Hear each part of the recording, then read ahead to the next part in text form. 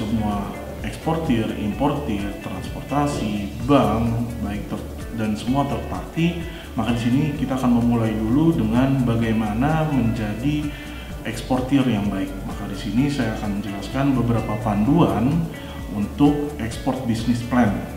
Jadi pertama adalah bagaimana caranya membuat untuk bagi para importir itu bisa percaya dengan kita, produk yang kita miliki juga dapat dipercaya dan dapat ditanggungjawabkan.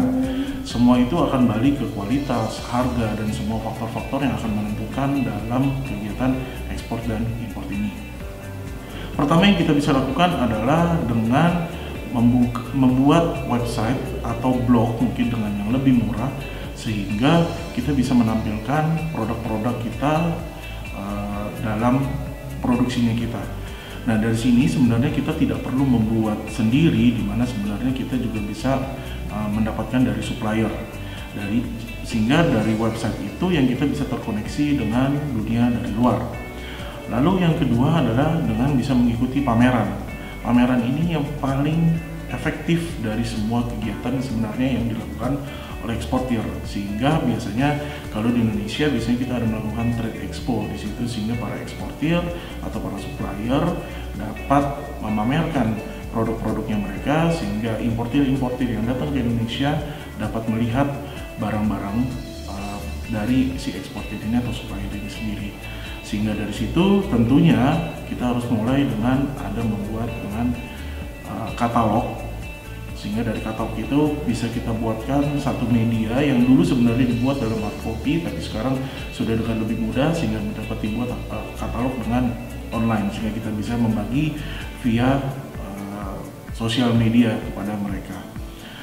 Lalu berikutnya adalah kita untuk membuat packaging, tentunya dengan packaging yang lebih baik dan berkualitas, sehingga ketika dikirimkan mereka mempercayai bahwa packaging ini tidak akan rusak. Nah, tentunya packaging yang menarik pun itu juga akan menarik bagi si importir. Nah, hal-hal ini sebenarnya yang diperlukan oleh eksportir untuk bagaimana barangnya ini supaya bisa menjadi daya tarik yang besar bagi negara-negara lain.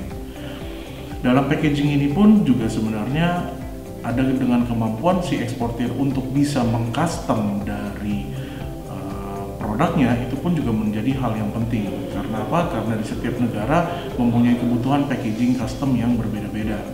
Sehingga di sini bagi si eksportir, ketika dia bisa dapat membuat dengan custom yang berbeda-beda dan memenuhi demand dari importir, maka importir akan lebih mudah untuk mau deal atau agreement dengan si eksportir. Tinggal nanti menyesuaikan bentuk packaging apa yang bisa. Semua hal ini tentunya untuk mempersingkat waktu, ya, dimana kalau kita mengetahui dalam supply chain supaya hal ini dapat mempersingkat waktu, sehingga dalam pengiriman barang sampai di negara tujuan, sehingga barang tidak perlu di packaging ulang kembali, dan tentunya cost-nya akan jadi jauh lebih murah. Oke, yang berikutnya adalah tentukan untuk dimensi packaging dari barang kita, karena dimensi ini juga nanti akan menentukan untuk bagaimana barang ini bisa dikirim dan masuk dalam kontainer atau dalam pengiriman itu seperti apa. Jadi yang kita perlu lihat adalah nanti hasil akhir dari barangnya. Lalu juga dibutuhkan spesifikasi dari barang, dari produk, sehingga para buyer atau importir juga mengetahui bagaimana barang-barang ini bisa dengan mudahnya masuk ke negara mereka, misalkan dengan dokumennya, terus lalu packagingnya, lalu kekuatan atau durability dari packaging, dan semua hal ini, sehingga ketika barang ini masuk ke negara tujuan, semua akan prosesnya mudah di custom. Lalu berikutnya adalah mengetahui market dan produk, basic dari market dan produk yang kita miliki, sehingga misalkan pada contohnya kita menggunakan dengan plastik, maka kita juga harus mengetahui industrinya, sehingga dengan ini akan lebih mudah bagaimana penyesuaian kita atau adaptasi kita di setiap negara. Contohnya misalkan bagaimana negara Indonesia misalkan sudah melek dengan mengurangi dengan plastik, lalu apakah ada produk alternatifnya atau tidak. Nah, di beberapa negara mereka sangat sensitif dengan hal ini, sehingga di beberapa negara kita harus mengetahui spesifikasi plastik seperti apa yang bisa masuk ke negara mereka. Nah, dengan mengetahui dari market atau produk spesifikasi produk kita, sehingga itu lebih memudahkan bagi kita untuk dalam pembuatan katalog, pengiriman barang, custom, pengurusan legal, dokumen, dan yang lain-lain itu untuk ke negara tujuan. Oke, yang berikutnya adalah dengan kita mengirimkan korespondensi dengan buyer. Untuk menemukan buyer, kita bisa menemukannya dengan di berbagai website. Contohnya adalah misalkan kita bisa menggunakan dengan Global Buyers Online, kita juga bisa menggunakan dengan Alibaba. Di situ kita akan bisa bertemu dengan calon-calon buyer yang kita bisa melakukan korespondensi dengan mereka. Adapun tahapan-tahapannya yang nanti juga saya akan jelaskan di pertemuan berikutnya. Di sini yang paling penting adalah bagaimana cara kita mendeliver produk atau barang kita, memperkenalkan perusahaan kita sehingga mereka itu dapat percaya dengan eksportir, yang dimana itu adalah kita. Lalu yang berikutnya adalah memaintain hubungan baik dengan buyer. Di sini artinya adalah ketika kita sudah pernah melakukan transaksi dengan mereka, tentunya yang diharapkan dalam ekspor impor adalah untuk melakukan transaksi berikutnya atau repetisi, sehingga dalam repetisi ini membuat kita lebih mudah dalam percaya dan tentunya untuk mengurangi risiko-risiko semua yang ada.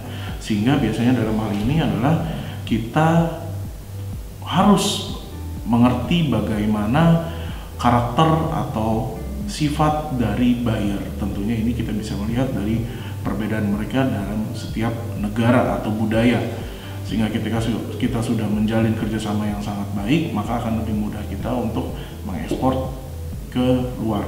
Kita bisa ambil contohnya seperti negara Jepang, di mana mereka punya tingkat loyalitas yang tinggi dan disiplin yang tinggi. Sehingga di sini kita mengetahui dari Jepang itu mereka karakternya dan budayanya itu mempunyai perbedaan dibandingkan dengan negara yang lain. Maka bagaimana treatment kita kepada buyer dari Jepang, kita harus memperhatikannya dengan baik. Contohnya, misalkan kita tidak boleh telat, dalam pengiriman harus jelas, spesifiknya harus jelas, dan tidak boleh ada kecurangan apapun. Mau harga nanti akan murah atau lebih murah dibandingkan yang lain, tetapi kalau misalkan tingkat kepercayaan dari Jepang atau buyer dari Jepang sudah tidak ada, biasanya dalam agreement-nya sudah akan sulit untuk kedepannya. Maka hubungan baik ini dengan buyer itu harus dijaga untuk kedepannya.